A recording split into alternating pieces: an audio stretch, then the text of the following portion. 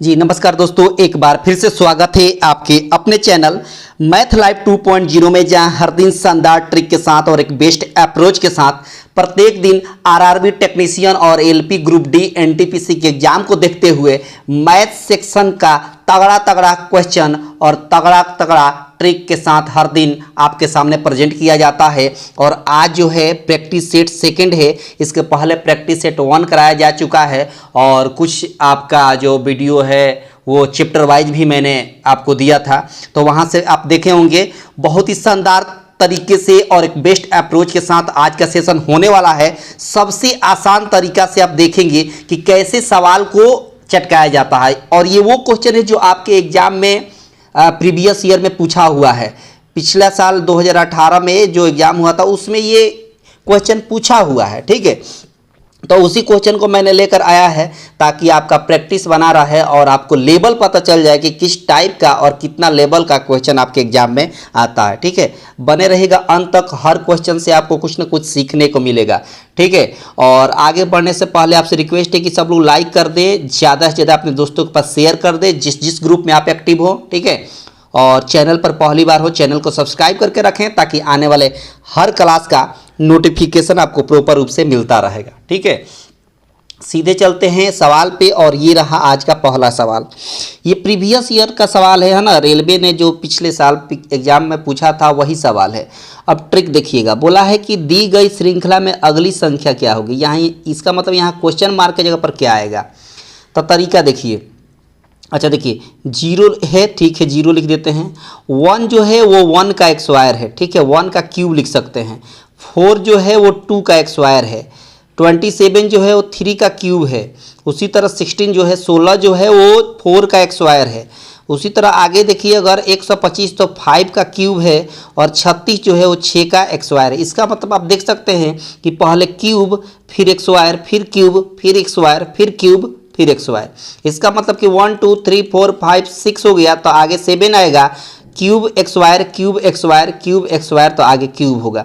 इसका मतलब 7 का क्यूब का मतलब हो गया 3 4 3। 7 का क्यूब का मतलब हो गया 3 4 3। आपके सवाल का करेक्ट आंसर हो गया, मतलब ऑप्शन ए आपके सवाल का करेक्ट आंसर हो गया, ठीक है। ऑप्शन ए आपके सवाल का करेक्ट आंसर हो गया। आई होप कि बात आपको पूरी तरीके से क्लियर हो गई होगी। ये एक सीरीज था, श्रृंखला था, आपने देखा कैसे चटकाया जाता है, क्या अप्रोच रहा और क्या ट्रिक रहा, आप देख सकते हैं। बहुत ही शानदार और बेस्ट अप्रोच है, और इस अप्रोच से अगर आप सॉल्व करते हैं तो यकीन मानिए आपसे क्वेश्चन कभी गलत नहीं होगा, ठीक है। कभी भी आप आंसर गलत नहीं करेंगे, ठीक ना। आगे बढ़ते हैं, और ये रहा आज का दूसरा सवाल। कैसे चटकाएंगे, क्या अप्रोच रहने वाली है, ये देखिए। कहता है कि रघु जो है एक खिलौना 45 रुपये में खरीदता है और 15% लाभ पर उसे बेच देता है, तो उस खिलौने का सेलिंग प्राइस कितना होगा, ठीक है। सेलिंग प्राइस देखिए 45 रुपये में खरीदा गया है, ठीक है। अच्छा, 15% लाभ का मतलब 115% का वैल्यू निकालना है। 115% का मतलब 115/100 हो जाएगा, ठीक है। अब देखिए, अब ये कटेगा, 5 से कटेगा 20 बार में, और 5 से कटेगा 9 बार में। अब 9 से 5 में गुणा करेंगे तो 9 पचे 45 हो गया, 4 कैरी हो गया, फिर 11 9 99, 99 और 4 जोड़ेंगे तो 103 हो जाएगा, 103 हो जाएगा। 99 में 4 जोड़ेंगे तो 103 हो जाएगा। नीचे 20 से भाग देना है, तो पहले हम 2 से भाग देंगे, तो 2 पचे 10 हो गया, फिर 2 एकम 2, 2 सत्ते 14 और 2 पचे 10। लेकिन यहाँ पॉइंट आने के बजाय 1 0 और है, तो ये पॉइंट आ जाएगा यहाँ पर आ जाएगा, मतलब 51.75 आ जाएगा। 51.75 आपके सवाल का करेक्ट आंसर हो गया। 51.75 का मतलब हो गया ऑप्शन डी आपके सवाल का करेक्ट आंसर हो गया। ऑप्शन डी आपके सवाल का करेक्ट आंसर हो गया। आई होप कि ये बात आपको पूरी तरीके से क्लियर हो गई होगी, क्योंकि सवाल को चटकाने का इससे बेहतर और इससे आसान तरीका हो ही नहीं सकता, ठीक है। आगे बढ़ते हैं अगले सवाल की तरफ। क्या कहता है देखिए, सवाल में कहता है, समझिएगा, इसका अप्रोच सीखिएगा या ट्रिक जो भी आप कह सकते हैं, चटकाने का तरीका देखेंगे। सबसे आसान तरीका है। एक बात बताइए, माइनस का 23 और प्लस का 23 दोनों कैंसिल हो जाएगा आसानी से। अच्छा, फिर यहाँ प्लस का 23, फिर यहाँ माइनस, क्योंकि यहाँ माइनस है तो यहाँ माइनस आ जाएगा, तो ये माइनस का 23 प्लस का 23। फिर यहाँ माइनस है तो इसको माइनस बना देगा, तो ये माइनस का 23 प्लस का 23, ये भी कैंसिल हो गया। यानी सब कुछ जब कैंसिल हो गया तो क्या आ गया, जीरो आपके सवाल का करेक्ट आंसर हो गया। जीरो आपके सवाल का करेक्ट आंसर हो गया, यानी इस पर्टिकुलर सवाल का आंसर ऑप्शन डी हो गया। और ये कमाल का ट्रिक है, अब देख पा रहे हैं ना कितना शानदार अप्रोच है। और ये क्वेश्चन आपके एग्जाम का पार्ट बना हुआ है, ऐसे नहीं कि जैसे तैसे कहीं से मैंने क्वेश्चन उठाया और आपके सामने प्रेजेंट कर दिया, ऐसा कुछ नहीं।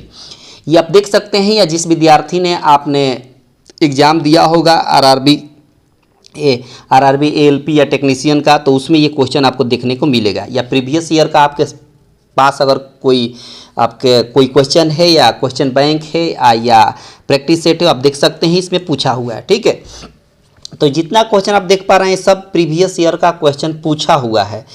आपके सामने मैं इसलिए रूबरू करा रहा हूं ताकि आपको पता चल जाए कि किस टाइप का और कितना लेवल का सवाल आपके एग्जाम में पूछता है। ठीक है, यहाँ देखिए कह रहा है कि 10 आदमी किसी काम को 8 दिन में पूरा करते हैं और 4 दिन बाद 2 व्यक्ति जो है, 2 श्रमिक यानी 2 मजदूर काम छोड़ देते हैं। तो कहता है कि उसके बाद काम को पूरा करने में कितना समय लगेगा। तो समझिए बात, समझिएगा, पहले 10 व्यक्ति थे, वो काम 8 दिन में करते थे। ठीक है, फिर क्या हुआ कि वही 10 आदमी थे लेकिन 4 दिन बाद काम छोड़कर चले जाते हैं। वही 10 आदमी थे लेकिन 4 दिन बाद काम छोड़कर चले जाते हैं।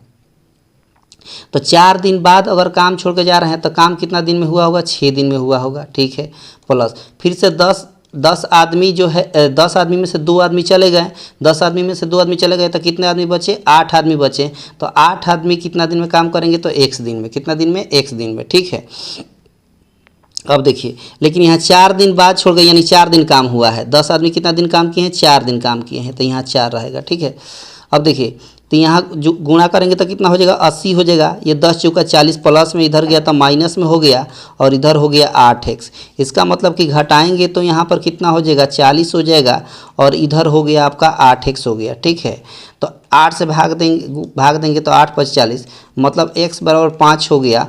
तो कितना दिन में काम पूरा होगा, 5 दिन में काम पूरा होगा। कितना दिन में काम पूरा होगा, तो 5 दिन में काम पूरा होगा, मतलब ऑप्शन ए आपके सवाल का करेक्ट आंसर हो गया। ठीक है, ऑप्शन ए आपके सवाल का करेक्ट आंसर हो गया।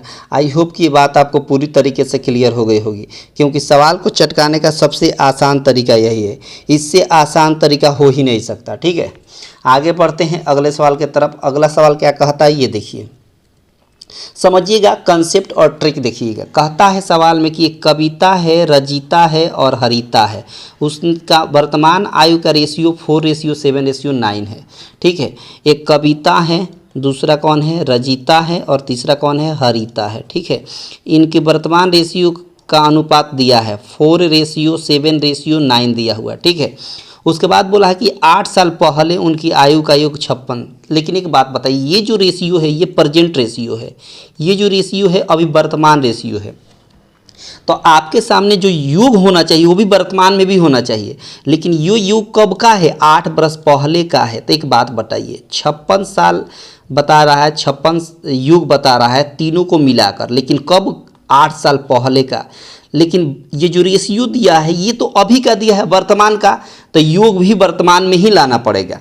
तो देखिए 8 साल पहले 56 है, तो 8 साल इनका, 8 साल इनका, 8 साल इनका, तो 8 का 24 साल, यानी 24 साल वर्तमान आने के लिए 24 साल इसमें जोड़ना पड़ेगा। क्यों, क्योंकि ये 8 साल पहले का है, वर्तमान में आने के लिए जोड़ना पड़ेगा। तो ये कितना हो जाएगा, 80 हो गया। कितना हो गया, 80 हो गया। ये वर्तमान में तीनों को मिलाकर 80 साल है, तीनों को मिलाकर वर्तमान में कितना योग है, 80 साल है। अच्छा, आपके हिसाब से तीनों मिलाकर कितना होगा, तो कहेंगे 9 और 7 16, 16 4 20। आपके हिसाब से 20 और क्वेश्चन के हिसाब से कितना है, 80 है। तो यानी 20 यूनिट का वैल्यू 80 साल हो गया, तो 1 यूनिट का वैल्यू कितना हो जाएगा, 4 साल हो जाएगा। 1 यूनिट का वैल्यू कितना हो जाएगा, 4 साल हो जाएगा। अब कहा है कि उनकी वर्तमान आयु बताइए, तो देखिए 1 यूनिट का वैल्यू 4, तो 4 यूनिट का वैल्यू कितना हो जाएगा, 4 चौका 16, 7 यूनिट का वैल्यू कितना हो जाएगा, 7 चौका 28 और 9 यूनिट का वैल्यू कितना हो जाएगा, 9 चौका 36। इसका मतलब कि जो कविता है वो 16 साल के अभी हैं, रजिता जो है वो 28 साल के हैं और हरिता जो है वो 36 साल के हैं। इसका मतलब 16, 28, 36। तो यहाँ देखिए 16, 28, 36 ऑप्शन ए में है। कहाँ है, ऑप्शन ए में है 16, 28, 36। सॉरी माफ़ी चाहेंगे, ये नहीं, ये नहीं, यहाँ बी होगा, कितना होगा, बी होगा 16, 28, 36। ये बी आपके सवाल का सही आंसर हो जाएगा। बी आपके सवाल का करेक्ट आंसर हो गया। आई होप की बात आपको पूरी तरीके से क्लियर हो गई होगी। ठीक है, क्लियर हुआ ना, बहुत शानदार। अगला सवाल देखिए क्या कहता है, क्या अप्रोच रहने वाली है। देखिए अगले सवाल को चटकाने का तरीका देखिए। कहता है कि कौन सी संख्या 12 से क्या है, विभाज्य है, 12 से विभाज्य है। ठीक है, तो 12 का डिविजिबिलिटी रूल क्या कहता है, 12 का डिविजिबिलिटी रूल ये कहता है कि 12 को अगर हम फैक्टर करेंगे तो 4 × 3 होगा। तो हम 4 का डिविजिबिलिटी रूल पहले जानेंगे। तो 4 का डिविजिबिलिटी रूल क्या कहता है कि लास्ट का 2 अंक अगर 4 से भाग लगता है तो उसमें भी 4 से भाग लगेगा। यहाँ पर ये ऑप्शन एरर है, ऑप्शन यहाँ पर ये होना चाहिए 53 412 होना चाहिए। ये यहाँ होना चाहिए, ये यहाँ होना चाहिए। यहाँ माफ़ी चाहेंगे, ऑप्शन गलती टाइप हो गया, यहाँ पर ये होगा ऑप्शन, ये ऑप्शन में। ठीक है, ये ऑप्शन में ये होगा। ठीक है, तो 4 का डिविजिबिलिटी रूल क्या कहता है कि लास्ट का 2 अंक में अगर 4 से पूरा पूरा डिवाइड लगता है तो पूरी संख्या में 4 से पूरा पूरा, मतलब ये भी 4 से डिविजिबल है, ये भी 4 से डिविजिबल है, ये भी 4 से डिविजिबल है, ये भी 4 से डिविजिबल है, यानी चारों ऑप्शन 4 से कट रहा है। अब चेक करेंगे कि कौन सा ऑप्शन है जिसमें 3 से पूरा पूरा भाग लग जाए। तो 3 का डिविजिबिलिटी रूल क्या कहता है, 3 का डिविजिबिलिटी रूल ये कहता है कि सभी अंकों को ऐड करिए और ऐड करने के बाद अगर 3 के टेबल में आता है तो समझिए पूरी की पूरी संख्या 3 से पूरा पूरा भाग लग जाएगा। तो जोड़िए 5 3 8 8 4 12 12 1 13 13 2 15 15 आ गया ना, इसका मतलब 15 जो है वो 3 के टेबल में आएगा और लास्ट में 12 था तो 4 के टेबल में आ ही रहा था। इसका मतलब कि पूरी संख्या 4 और 3 दोनों से कट जाएगा। 4 और 3 से दोनों से कटने का मतलब है कि 12 से भी पूरा पूरा भाग लग जाएगा। तो ऑप्शन ए आपके सवाल का करेक्ट आंसर हो गया। ऑप्शन ए आपके सवाल का करेक्ट आंसर हो गया। आई होप की बात आपको पूरी तरीके से क्लियर हो गई होगी। अगर ये 4 और 3 दोनों से डिविजिबल नहीं होता तो फिर बी को चेक करते हैं, बी भी नहीं होता तो सी को चेक करते हैं। मतलब ऑप्शन की सहायता से हम एक झटके में चटका सकते हैं और ये कमाल का ट्रिक है। सवाल को चटकाने का शानदार ट्रिक यही है, सवाल को चटकाने का शानदार ट्रिक यही है। ठीक है, आगे बढ़ते हैं अगले सवाल की तरफ। क्या कहता है ये देखिए। पसंद आ रहा है तो लाइक शेयर में कमी ना करें। देखिए सवाल में कहता है कि सतीश से, ठीक है, और इन सतीश की आयु गौतम की आयु से 2 बरस अधिक है, जिसकी आयु साई की आयु से 2 गुना है। देखिए 3 व्यक्ति हैं, कौन कौन, एक सतीश है, ठीक है, दूसरा कौन है तो गौतम है, दूसरा कौन है तो गौतम है, और तीसरा कौन है तो तीसरा साई है। ठीक है, ठीक है। अच्छा, जो ये जिसकी जो बोला है ये गौतम के बारे में बोला है, यानी गौतम की आयु जो है वो साई से 2 गुना है। तो साई का अगर 1 मानेंगे तो गौतम के क्या हो जाएगा, 2 हो जाएगा। और सतीश का जो बारे में बोला है, सतीश के बारे में इन्फॉर्मेशन है कि गौतम से 2 गुना, गौतम की आयु सतीश की आयु गौतम से 2 बरस अधिक है। अच्छा, 2 बरस अधिक है और ये 2 गुना, तो इसको हम x मान लेते हैं वेरिएबल के साथ x, और इसको 2x। ऐसे 2 बरस ज़्यादा है, मतलब 2x + 2 हो जाएगा सतीश का आयु। ठीक है, अब समझिए, कहता है कि सतीश, गौतम और साई तीनों का आयु मिलाकर कितना है, 27। तो आपके हिसाब से तीनों जोड़िए तो 2x 2x और 2x, तो 2x 2x 4x और x मिलकर 5x हो गया। अब प्लस में 2 है तो 2 रहेगा, तीनों को मिलाकर 5x + 2 आपके हिसाब से, जबकि क्वेश्चन के हिसाब से तीनों को मिलाकर 27 साल है। अब ये 2 इधर जाकर घटेगा, इसका मतलब ये हो गया कि 5x बराबर घटेगा तो 25 हो गया, मतलब x बराबर काटेंगे 25 को तो 5 हो गया, मतलब x का मान हो गया 5। x का मान कितना हो गया, 5 हो गया। तो जब x का मान 5 हो गया तो बोला है कि गौतम की आयु बताइए। तो गौतम की आयु कितना है, गौतम का कितना है, तो गौतम का 2x है। गौतम का कितना है, 2x है, तो 2x का वैल्यू बताना पड़ेगा। तो x का वैल्यू 5 तो 2x का वैल्यू 10 हो जाएगा। यानी गौतम जो है अभी कितने साल के हैं, तो गौतम जो है अभी 10 साल के हैं, मतलब ऑप्शन ए हो जाएगा। और ये कमाल का ट्रिक है, सवाल को चटकाने का शानदार ट्रिक यही है, सवाल को चटकाने का शानदार तरीका यही है।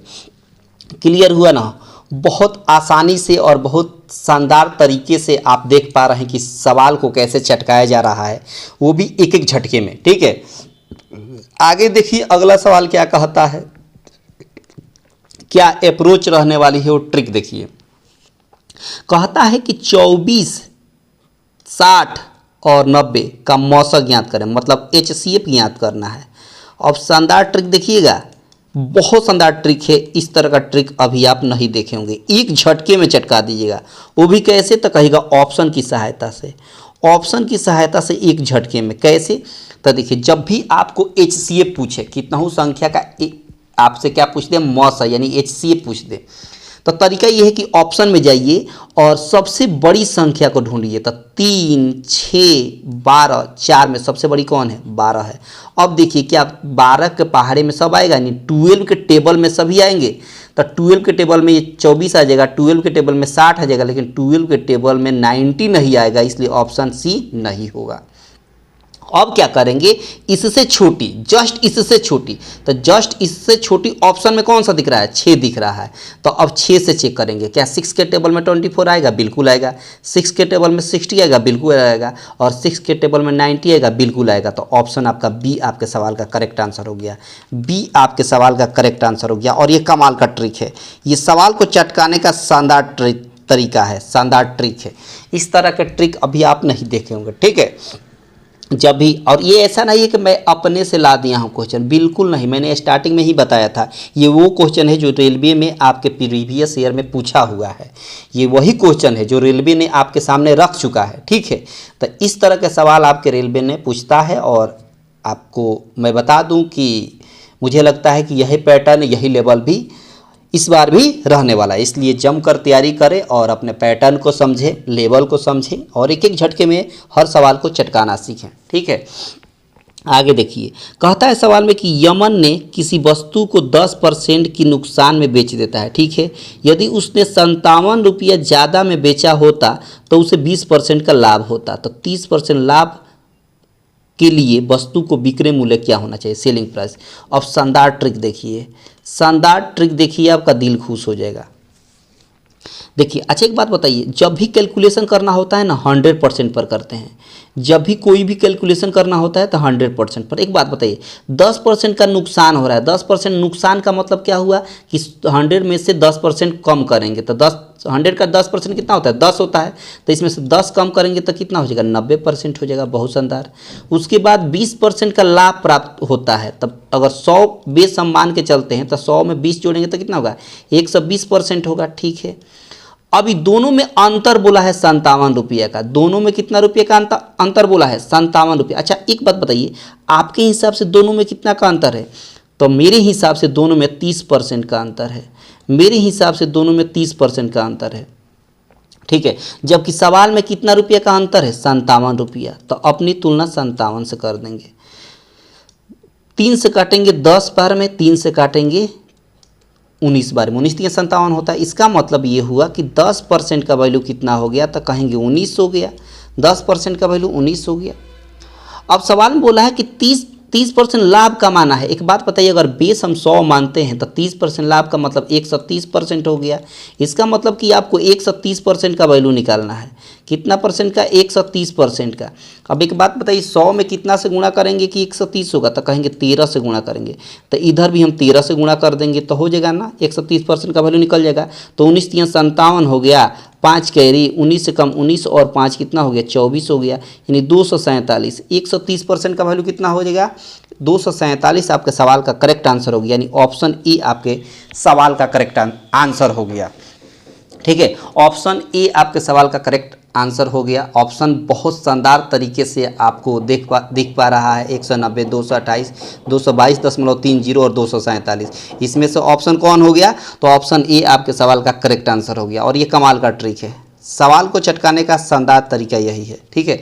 इससे आसान हो ही नहीं सकता, ठीक ना। बहुत शानदार। अगला सवाल देखिए कैसे चटकाएंगे, क्या अप्रोच रहने वाली है, देखिए। बस देखते रहिए, सीखते रहिए और इस सेशन का आनंद लेते रहिए, ठीक है। यहाँ बोला है कि 182 है और नीचे आपको 130 दिया है, ठीक है। इसका सिंपलेस्ट वर्जन लाना है, सिंपलेस्ट वर्जन, यानी कैंसिल करिए जितना छोटा हो जाए। तो 2 से काटेंगे तो 91 बार में कटेगा, और 2 से काटेंगे तब 65 बार में कटेगा। मतलब इससे अब छोटा हो ही नहीं। अब अच्छा कट जाएगा क्या, फिर कटेगा, 13 से कटेगा, 13 7 91 और 13 5 65। इसका मतलब कि 7/5, 7/5 आपका सिंपलेस्ट वर्जन हुआ। सिंपलेस्ट वर्जन जब भी आपसे पूछे कि सिंपलेस्ट फॉर्म में निकालिए तो कैंसिल करिए, जब तक कैंसिल हो तब तक कैंसिल करते रहिए, जब कैंसिल होना बंद हो जाए तो वहीं पर छोड़ दीजिए और वही आपके सवाल का करेक्ट आंसर हो जाएगा। ऑप्शन डी आपके सवाल का करेक्ट आंसर हो गया। और इस तरह के सवाल को चटकाने का शानदार और बेस्ट अप्रोच यही है, शानदार ट्रिक यही है। ठीक है, क्लियर हुआ ना? बहुत शानदार अप्रोच है। आगे बढ़ते हैं अगले सवाल की तरफ। क्या कहता है देखिए, अगला सवाल को कैसे चटकाएंगे ये देखिए। कहता है सवाल में कि यहाँ पर ये दे दिया है, इसको ऐड करना है, सिंपली ऐड करना है। तो देखिए तरीका क्या है, यहाँ 196 से एज इट इज आप लिख लीजिए 196। ठीक है, पॉइंट के बाद सबसे अधिक संख्या, पॉइंट के बाद यहाँ दिख रहा है ये 3 डिजिट, तो 3 जीरो दे देंगे। 3 डिजिट दिया है तो 3 जीरो। उसके बाद है 19.6, तो यहाँ हम लिख देंगे 90.6 और उसके बाद डबल जीरो और कर देंगे ताकि बैलेंस हो जाएगा जोड़ने के लिए। ठीक है, उसके बाद 1.96, तो यहाँ 1.96 लिख देंगे और एक जीरो और दे देंगे ताकि बैलेंस हो जाएगा। उसके बाद है 0.196। अब इसी को ऐड कर देना है, तो देखिए 6 हो गया, 6 और 9 15 का 5 एक कैरी हो गया, फिर 9 1 10 10 6 16 1 17 का 7 हो गया, एक कैरी हो गया। ठीक है, और 9 1 10 10 7 17 का 7 हो गया, एक कैरी हो गया। 9 1 10 1 11 हो गया, एक कैरी हो गया। 2 1 मिलकर 3 हो गया, यानी 317.556 हो गया। 317 यहाँ पर कुछ गलती तो नहीं हुआ है, फिर से जोड़ लीजिए।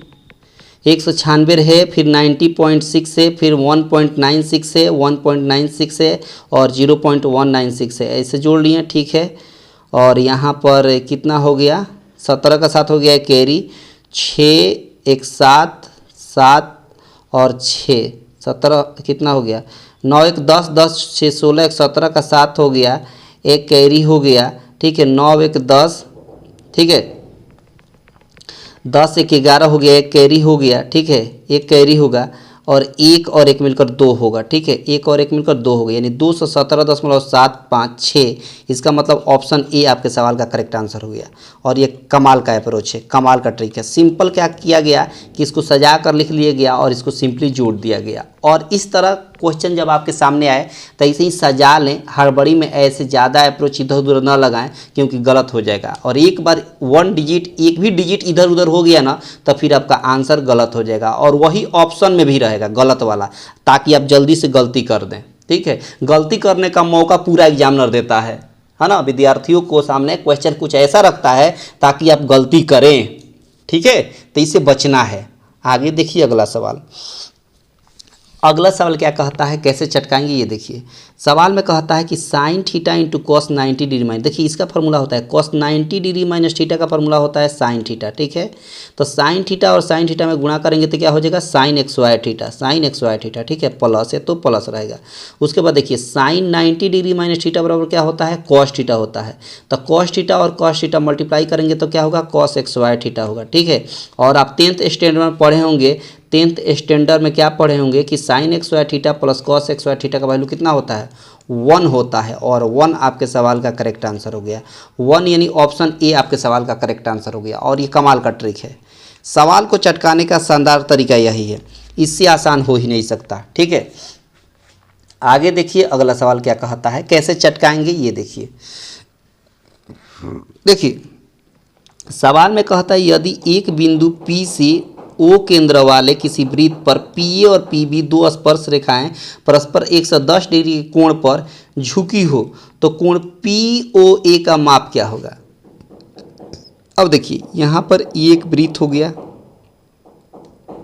ठीक है, ये आपका यहाँ पर क्या हो गया, P है। ठीक है, यहाँ पर एक त्रिज्या है, रेडियस है, जो आपको स्पर्श रेखा पर क्या होती है, लंब होती है। ठीक है, तो यहाँ पर A है, यहाँ पर B है। अब यहीं पर झुका हुआ है 110 डिग्री, 110 डिग्री पर क्या हुआ है, झुका हुआ है। अब ये जो रेडियस होता है ना, ये आपको टेंजेंट पर परपेंडिकुलर होता है, यानी यहाँ 90 डिग्री होता है, यहाँ भी परपेंडिकुलर होता है, तो यह भी 90 डिग्री। तो सवाल में बोला है POA, ये O कह देते हैं, POA मतलब यहाँ से अगर लाइनिंग खींचे तो आपको यह कोण पूछ रहा है, POA मतलब यह कोण पूछ रहा है। ठीक है, अच्छा एक बात बताइए, अगर ये पूरा 110 है तो आधा कितना होगा? 55 होगा। आधा कितना होगा? 55 होगा। ठीक है, तो त्रिभुज के तीनों कोणों का योग कितना होता है? 180 डिग्री होता है। ठीक है, अगर 180 में से यह कोण और यह कोण दोनों घटा देंगे, यह कोण और यह कोण दोनों घटा देंगे तो यह निकल जाएगा ना? बिल्कुल निकल जाएगा। तो 90 और 55 घटा दें, पहले 90 घटा दें, तो 90 घटाएंगे तो 90 मिलेगा, और 90 में से 55 घटा दें तो 90 में से 55 घटाएंगे तब 35 हो जाएगा। तब 35 डिग्री आपके सवाल का करेक्ट आंसर हो गया। 35 डिग्री का मतलब ऑप्शन सी आपके सवाल का करेक्ट आंसर हो गया। ऑप्शन सी आपके सवाल का करेक्ट आंसर हो गया। आई होप की बात आपको पूरी तरीके से क्लियर हो गई होगी, क्योंकि सवाल को चटकाने का शानदार तरीका और ट्रिक यही है। ठीक है, क्लियर हुआ ना? बहुत शानदार। और पसंद आ रहा है तो लाइक शेयर में कमी ना करें, ठीक ना? पसंद आ रहा है तो लाइक शेयर में बिल्कुल कमी ना करें। अगला सवाल देखिए क्या कहता है। ये तो फिर से वही सवाल आ गया है, ये 2 बार आपको इसमें पर पीपीटी में लग गया है। सॉरी, ये नहीं था ना, ये ऑप्शन नहीं था, सी ऑप्शन था। ठीक है, ये 2 बार लग गया है। ठीक है, अगला सवाल देखिए।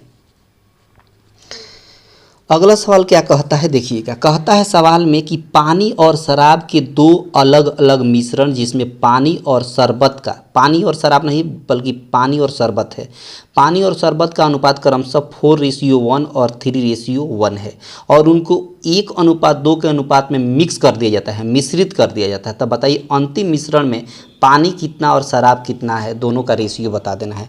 पानी और शरबत का रेशियो बता देना है। अब ट्रिक देखिए, पहले जो है पानी, वाटर और स्क्वाश का रेशियो दिया है, वो दिया है 4:1 दिया है। ठीक है, फिर से दोबारा कितना दे दिया है? 3:1 दिया है। अब एक बात बताइए, इसको जोड़िए तो 4 1 मिलकर 5 हो गया और 3 1 मिलकर 4 हो गया। क्या ये बैलेंस है? तो कहेंगे बिल्कुल बैलेंस नहीं है। तो बैलेंस करने के लिए इस 4 से ऊपर वाला रेशियो में गुणा कर देंगे और इस 5 से नीचे वाला रेशियो में गुणा कर देंगे, तो अब बैलेंस हो जाएगा। तो देखिए अब वाटर और स्क्वाश का रेशियो क्या हो जाएगा? तो 4 4 जा 16। ठीक है, अब 4 1 जा 4, देखिए 5 3 जा 15। ठीक है, और 5 1 जा 5। अब देखिए 16 4 20, 15 5 20, दोनों बैलेंस हो गया। बहुत शानदार। अभी दोनों को मिक्स करना है 1:2 के अनुपात में मिक्स करना है। तो 1:2 का मतलब क्या हो गया कि पहले 1 बोला है तो 1 को ऊपर वाला रेशियो में मल्टीप्लाई कर दीजिए, फिर 2 बोला है तो 2 को नीचे वाला रेशियो में मल्टीप्लाई कर दीजिए। तो यहाँ से फिर से वाटर और स्क्वाश का रेशियो क्या मिलेगा? 16 1 जा 16, और फिर 4 1 जा 4, और यहाँ हो जाएगा 15 दूना 30। ठीक है, और यहाँ पर 5 दूना का 10। ठीक है, अब क्या करिए, वाटर में ऐड करिए और स्क्वाश में ऐड करिए। तो यहाँ ऐड करेंगे तो कितना हो जाएगा? 46 हो जाएगा, और यहाँ ऐड करेंगे तो कितना हो जाएगा? 14 हो जाएगा। 2 से कैंसिल करेंगे 23 हो गया। ठीक है, और 2 से कैंसिल करेंगे तो 2 7 जा 14 होता है, यानी 23:7। 23:7 का मतलब हो गया, यही आपके सवाल का आंसर हो गया। और इसका मतलब हुआ ऑप्शन बी आपके सवाल का करेक्ट आंसर हो गया। ऑप्शन बी आपके सवाल का करेक्ट आंसर हो गया। आई होप कि ये बात आपको पूरी तरीके से क्लियर हो गई होगी, क्योंकि सवाल को चटकाने का इससे बेहतर और इससे आसान तरीका हो ही नहीं सकता। ठीक है, क्लियर हुआ? बहुत शानदार। और पसंद आ रहा है तो लाइक शेयर में कमी ना करें। अगला सवाल देखिए। अगला सवाल समझेंगे क्या कहता है। कहता है सवाल में कि ए और बी, समझिएगा बात, ए और बी किसी काम को 10 दिन और 15 दिन में कर सकते हैं। ठीक है, बी काम को शुरू करता है और 5 दिन बाद ए भी काम में जुड़ जाता है। तो बताइए 60 रुपये कमाते हैं तो उनका व्यक्तिगत हिस्सा कितना होगा? समझिए बात, ए जो है वो 10 दिन में काम को कंप्लीट कर सकता है और बी जो है उसी काम को 15 दिन में कंप्लीट कर सकते हैं। तो टोटल वर्क कितना होगा? तो टोटल वर्क 30 हो गया। 10 से भाग देंगे तो 10 3 30, और 15 से भाग देंगे तो 15 दूना 30, यानी ए की क्षमता 3 यूनिट और बी की क्षमता 2 यूनिट। ठीक है, बहुत शानदार। अब समझिए बात। अब एक काम करिएगा, ए जो है, ए कितना दिन काम कर, बी काम शुरू करता है। ठीक है, बी काम शुरू करता है और 5 दिन बाद ए के साथ जुड़ जाता है, यानी बी काम शुरू करता है। तब बी अगर काम शुरू करेगा तब बी शुरू करता है तो 5 दिन तक काम शुरू करता है और साथ में ए और बी दोनों को मिलकर काम शुरू करता है। ठीक है, बी शुरू काम करता है। ठीक है, बी जो है काम को अच्छा एक बात बताइए, ऐसे करिए, छोड़ दीजिए ऐसे। बी जब काम शुरू करता है और 5 दिन बाद ए आ रहा है, तब बी का 5 दिन का काम कितना होगा? तब बी का 1 दिन का काम 2 यूनिट है, तब 5 दिन का काम कितना होगा? तब 2 × 5 यानी 10 काम कंप्लीट हो गया। तब 10 काम जब कंप्लीट हो गया तब टोटल काम 30 था, 30 में से 10 कंप्लीट हो गया, तब बचा कितना काम? 20 काम बच गया। अब 20 काम को कौन करेगा? तो समझिएगा, इस 20 काम को कौन करेगा? तो 20 काम को करेगा दोनों मिलकर। अब क्योंकि बी तो अकेले कर रहा था लेकिन साथ में ए आ गया, तो अब दोनों मिलकर करेंगे, तो 3 और 2 मिलकर 5 यूनिट। यही 5 यूनिट का वैल्यू 20 हो गया, तो 1 यूनिट का वैल्यू कितना हो गया? 4 हो गया। 1 यूनिट का वैल्यू कितना हो गया? 4 हो गया। ठीक है, अब एक बात बताइए, बी की अगर काम की बात करें, तब बी पहले आपको काम शुरू करता है, तब बी काम शुरू करता है। ठीक है, तब बी काम शुरू करता है, तब बी पहले 5 दिन काम किया होगा। 5 दिन काम करने के बाद ए के साथ मिल जाता है और ए के साथ 4 दिन और करता है, और इनका 1 दिन का कितना यूनिट है? बी का 2 यूनिट है, तो 2 से गुणा करेंगे तो 9 5 4 कितना हुआ? 5 और 4 9 हुआ, 9 दूना 18 यूनिट काम हो गया। अगर ए की बात करें तो ए जो है वो 4 यूनिट ही काम करते हैं। कितना यूनिट काम करते हैं? 4 यूनिट काम करते हैं, 4 दिन काम करते हैं। 4 ए का कितना यूनिट है? 3 यूनिट है, तो 3 से गुणा करेंगे तो 4 3 12 यूनिट काम हो गया। अब एक बात बताइए, टोटल कितना काम हुआ है? 30 यूनिट। तो 30 यूनिट का वैल्यू कितना रुपया हो जाएगा? 60 रुपया हो जाएगा। कितना हो जाएगा? 60 हो जाएगा। तो 1 यूनिट का वैल्यू कितना हो जाएगा? 1 यूनिट का वैल्यू 2 रुपया हो गया। तो जब 1 यूनिट का वैल्यू 2 रुपया, तो 18 यूनिट का वैल्यू कितना हो जाएगा? 18 दूना 36, और यहाँ 12 यूनिट का वैल्यू कितना हो जाएगा? 12 दूना 24, यानी बी के हिस्सा में 36 रुपया और ए के हिस्सा में 24 रुपया आया। बी के हिस्सा में 36 रुपया और ए के हिस्सा में 24 रुपया, मतलब ऑप्शन ए आपके सवाल का करेक्ट आंसर हो गया। और एक कमाल का ट्रिक है, सवाल का लेवल आप देख पा रहे हैं कितना शानदार है, बहुत शानदार और बेस्ट अप्रोच के साथ आप देख पा रहे हैं कि सवाल को चटका दिया गया। ठीक है, आगे देखिए अगले सवाल की तरफ। अगला सवाल क्या कहता है, ये देखिए। सवाल में कहता है कि साहिल ने 20% के हानि पर किसी वस्तु को 280 रुपये में बेचा। ठीक है, तब वस्तु का क्रय मूल्य क्या होगा? ठीक है, अच्छा 20% का मतलब क्या होता है? तो कहेंगे 20% का मतलब होता है 1/5। अच्छा, एक तरफ CP लिख दिए, एक तरफ SP लिख दिए। तो 5 में अगर आपने खरीदा था तो 1 रुपये की हानि हो रही है, हानि बोला है ना, तो 1 रुपये की हानि होगी तो 4 में बेचेंगे। ठीक है, अच्छा एक बात बताइए, आपके हिसाब से कॉस्ट प्राइस 5 यूनिट है और सेलिंग प्राइस कितना है? 4 यूनिट। आपके हिसाब से 4 यूनिट में बेचा जा रहा है, जबकि सवाल में बोला है कि 280 रुपये में बेचा जा रहा है, तो 4 यूनिट का वैल्यू कितना हो गया? 280 हो गया। तो 1 यूनिट का वैल्यू कैसे होगा? 4 से काटेंगे तो 4 7 28 यानी 70 हो गया। तो जब 1 यूनिट का वैल्यू 70, तब पूछा है वस्तु का क्रय मूल्य, तो क्रय मूल्य कितना यूनिट है? 5 यूनिट है। तो 5 यूनिट का वैल्यू कैसे निकलेगा? तो 70 से इसमें गुणा कर देंगे। 1 यूनिट का वैल्यू 70, तो 5 यूनिट का वैल्यू 7 × 5 = 35 यानी 350। 5 यूनिट का वैल्यू कितना हो जाएगा? 350। आपके सवाल का करेक्ट आंसर हो गया, यानी कॉस्ट प्राइस कितना हो गया? सी ऑप्शन हो गया 350। कॉस्ट प्राइस कितना हो गया? 350 हो गया। क्लियर हुआ? बहुत शानदार। आगे बढ़ते हैं अगले सवाल की तरफ। क्या कहता है ये देखिए, सवाल में कहता है किसका माध्य निकालिए। किसका? तो 4 2 2 6 3 8 का, तो जोड़िए 4 2 6 6 2 8 8 6 14 14 और 3 17 17 और 8 कितना हो जाएगा? 35 हो जाएगा। 17 और 8 कितना हो जाएगा? 25 हो जाएगा। 17 8 25 हो जाएगा। 17 8 कितना हो जाएगा? 25। फिर से जोड़िए 4 2 6 6 और 2 8 8 6 14 8 6 14 14 और आपका 3 कितना हो जाएगा? 14 3 17 17 और 8 25 हो जाता है। 17 8 कितना होता है? 25 होता है। ठीक है, गिनिए 1 2 3 4 5 6 से भाग देंगे एवरेज निकालने के लिए।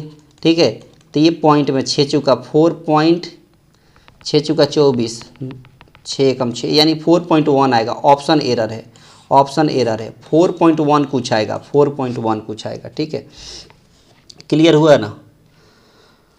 अब देखिए इसके बाद वाला सवाल को आपको होमवर्क में मैं दूंगा। ठीक है, इसका आंसर आपको कमेंट बॉक्स में बताना है, इसका आंसर आपको कमेंट बॉक्स में बताना है, और मैं देखना चाहूँगा कि सबसे पहले किनका आंसर आता है। कमेंट बॉक्स में आंसर बताना है कि कौन सा भाज्य है। ठीक है, कंपोजिट नंबर कौन सा है। ठीक है, और इसके बाद वाला ये दोनों सवाल को आपको होमवर्क में रहेगा। दोनों सवाल का आंसर आपको कमेंट बॉक्स में बताना है। ठीक है, दोनों सवाल का आंसर आपको कमेंट बॉक्स में बताना है। ठीक ना, कमेंट बॉक्स में बताना है। ठीक है, तो आज के सेशन में इतना ही रहा है ना। कैसा लगा आप कमेंट बॉक्स में बताइएगा। बेहतर लगा होगा तो सब लोग लाइक करके जाएंगे, ज़्यादा से ज़्यादा अपने दोस्तों के पास शेयर कर देंगे। चैनल पर जितने लोग पहली बार होंगे चैनल को सब्सक्राइब करके रखेंगे ताकि आने वाले हर क्लास का नोटिफिकेशन आपको प्रॉपर रूप से मिलता रहे। मिलते हैं अगले क्लास में, तब तक आप सभी को बहुत बहुत धन्यवाद।